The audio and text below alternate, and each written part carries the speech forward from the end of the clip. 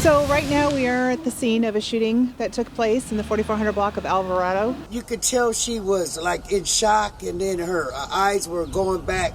We have been out to this location for past domestic incidents, but nothing of this magnitude. Police say a man shot and killed his wife this morning. All new at 6, we hear from the woman who says she shared in some of the victim's final moments. Thank you for choosing us tonight. I'm Brian McElhatton. And I'm Krista Miller. Jeff Newmeyer is live now from the crime scene. Jeff.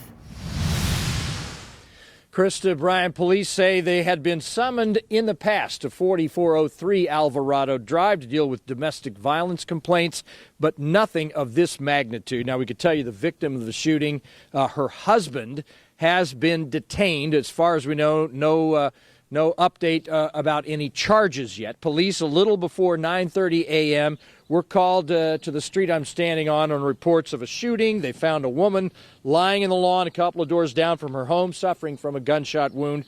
We understand she came to the neighbor's home seeking help. In fact, you'll hear from that neighbor in just a moment, and they called 911.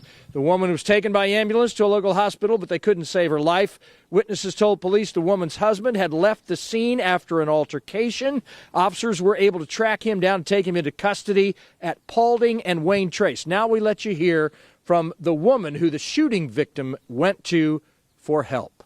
I was in my home and I heard somebody yell, "Help." And then I heard her yell, "Help, Tracy, help." And so then when I came out the door, I seen her laying there on the ground. And I asked her, I said, "What's wrong?"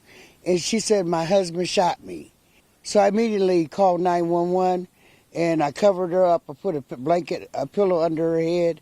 And before the ambulance came, I was able to hold her hand and tell her that everything was going to be all right. Now, police say when they conducted the traffic stop regarding her husband, there was another person in the car with him.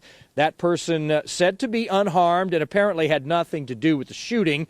Neighbors tell us the couple had a special needs daughter, either a teenager or young adult. She was not hurt. It's not clear, though, who will be taking care of her in the immediate future. Police offering no insight as to what might have motivated this morning's violence. We don't know yet the identity of the woman who died. An autopsy is expected this weekend, could be as early as tomorrow. Brian, Krista, back to you.